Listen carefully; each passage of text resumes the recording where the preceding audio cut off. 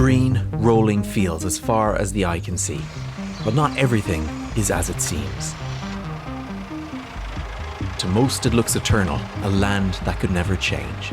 But those fields tell a story, not just of grass and cattle, but of choices, denial and control. Decades of compromise, choices made in haste, and calcified systems have compounded over time. Our food, water, and the land itself are now in grave danger. The Green Island is an illusion, propped up like a house of cards.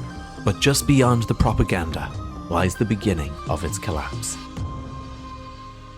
With just over 5 million people on an abundance of arable land, the setup seems pretty simple in theory, but Ireland exists as a paradox, unable to feed itself.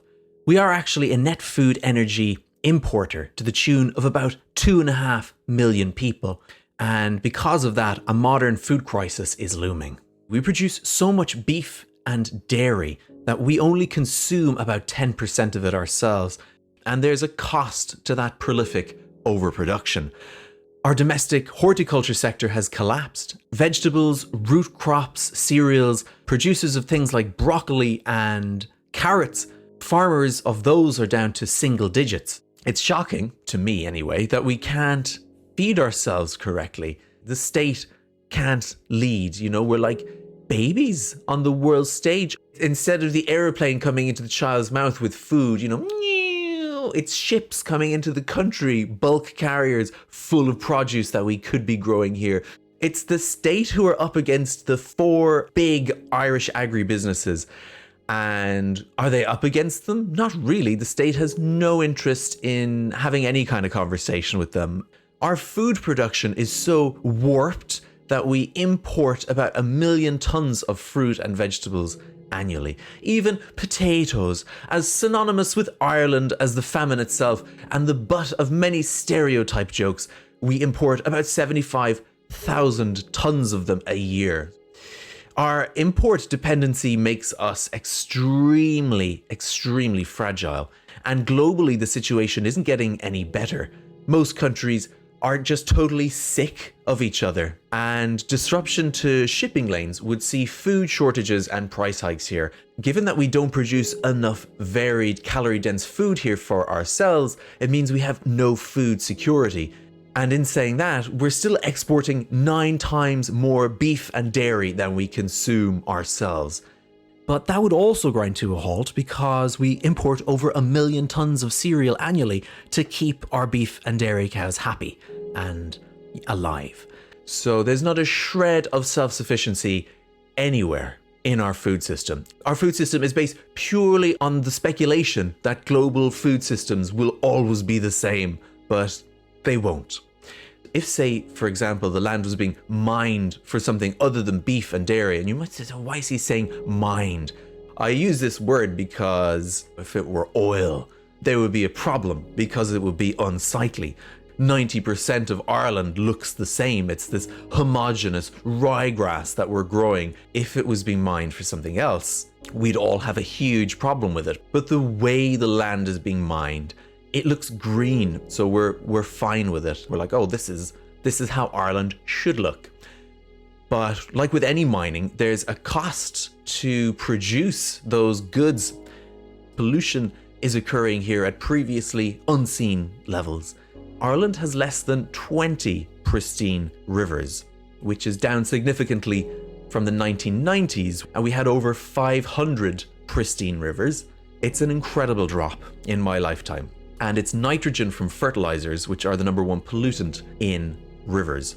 Those lead to algae bloom, they kill aquatic life, but worst of all, they end up in our drinking water, and they're linked to bowel and stomach cancer. That's the water coming out of the taps.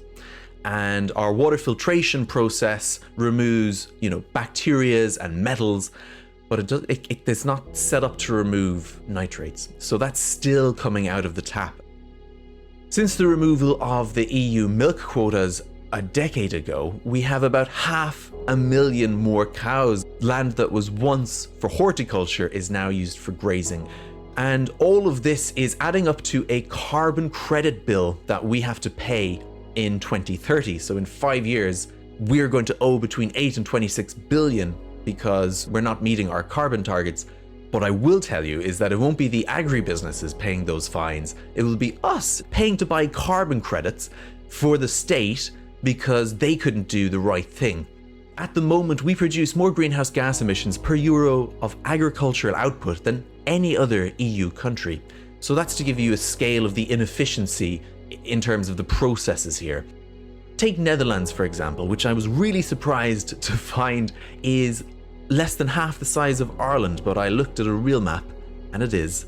And despite the Netherlands being about 40% of the land area of Ireland, it manages to produce 7 times more food than we do here. So that's the inefficiency. The agribusinesses thrive on cheap, uniform commodities that they can process at scale. Small-scale local farmers are struggling. Beef farmers would be insolvent if it weren't for government subsidies. Younger generations, they see no future in farming at all. And maybe that's why in the last 10 years, 8,000 farmers have left the sector. We can only lose so many farmers, we can only bleed so much before the system collapses, and that is steadfastly the direction we're marching in. The money you pay in the supermarket gets gobbled up by producers, exporters, and retailers before it reaches the farmer. Agribusinesses have taken up a familiar role from Ireland's past. Any guesses as who it could be? Why? It's our colonial overlords. But this time, they're Irish.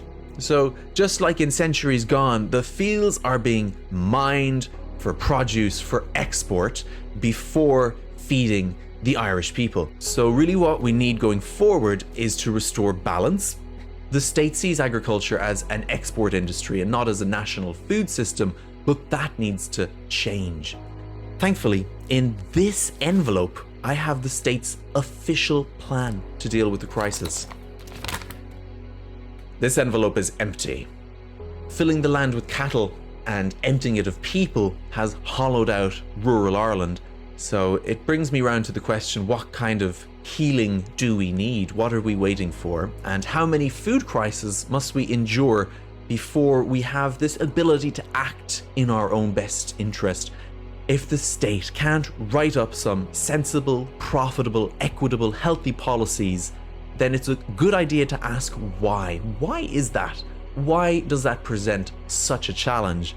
In what context do the state view the problems to justify their laissez-faire approach? Almost everything we turn our hand to fails, and it would be great if we had some kind of collective come to Jesus moment and looked at the problems not as silos or in isolation, but as a whole. I think subconsciously we know it. Immigration is back to record levels, and young adults now have a lower life satisfaction score, and nobody's coming in to fix that, right? So the island is not being inundated with talent to come and resolve these problems. We have to fix the problems, right? It's up to us. The solutions are there. We just need to start talking about them. We need the state to write them down on some kind of headed paper. You know, it has a heart at the top, so it's an official state document, and then they give it to people and they're like, this is what we need to start doing. So I think that's how it works anyway. There needs to be a shift towards agroforestry. That's the idea of incorporating trees and shrubs back onto farms. Those help absorb nitrates, they make the landscape healthier, and presumably the animals, they like them as well, right? The cows aren't going around being like, I hate this new tree. The best thing about agroforestry is that it is not complex and it is not expensive. So it's a very simple solution to incorporate into existing farms. It doesn't take a lot of effort, but it does have huge benefits. The state should be leading there with incentives and with policies, things on headed paper. Another thing the state should be doing is purchasing land and returning it to nature, particularly along river systems, to create that buffer. The buffer between water, the water we drink, and the chemicals we farm with. Crops that could sequester carbon and contribute positively to society are not being grown here because we don't have the processing infrastructure. We have less than 24 hemp farms because we don't have a hemp refinery. Oh, poor Ireland. We have to ship our hemp to the Netherlands or France to be processed. We lack domestic mass manufacturing, not just for hemp, but also for engineered wood products like cross-laminated timber and glulam. We have to ship out all our wood and then buy back engineered wood at a premium. We're missing vast tertiary industries here, which is strange for a first world tax haven. So France grows over 17,000 hectares of hemp, and we have 20 farms, no refinery, and no strategy, just more cattle. What's behind door number 2? Another cow. Interestingly, 150 years ago, there was a very well-informed Irish dude called George Segerson. More than just a dude, he was a scientist. And he wrote a book called Profit and Possibilities for Hemp Culture in Ireland. It's in huge demand globally. It grows great here. It is a food, it's a fiber, a textile, a biofuel, and it can be turned into a building material as well, hempcrete, which is a low-cost carbon-negative building material. But we are such short-term thinkers, short-term fatalists, that spending about 15 million euro on a processing plant and setting up some local supply chains would be just so challenging for the state that they would rather have you personally contribute tax to pay for impending EU fines. So the choice is between investing in new industries and nothing. Building out our food security means we get better water quality, we get better air quality, we get more nutritious local produce, healthier children, presumably if they eat the food. Fundamentally, it's in everyone's interest to want food security. And if you've gotten to this point and you're pouting and you're thinking to yourself, what's this guy talking about? Ask yourself, what is it you hate about Ireland being self-sufficient in food production? What annoys you about that? New policies, new incentives for things like vertical farming, greenhouses, new technologies, better cooperation and new crops, regenerative farming that restores soil and sequesters carbon, agroforestry that keeps rivers clean and brings back wildlife, hemp and timber processed here at home, the tertiary industries for those. These things, I am not describing some kind of revolution, right? They're normal in lots of countries. This is the working model. Take a plane, go speak with the officials there, write it down and come back. You don't need to create something from scratch. We are holding on to something here. It seems we are stuck. We cannot move forward. Maybe the real question is, rather than saying we're holding on to something, like what's holding on to us? The agribusiness sector accounts for 40% of our emissions, but only 7% of our gross national income. And that harks back to the inefficiency we spoke of. So whether it's when the ships stop coming, the fines start arriving, or when another river dies, eventually, we'll be forced into action.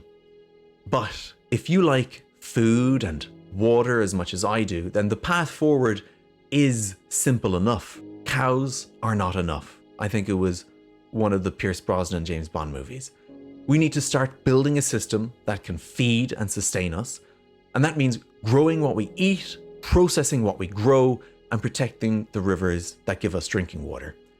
We have to demand a food strategy, and we need to refuse to accept the greenwashing that the state is doing.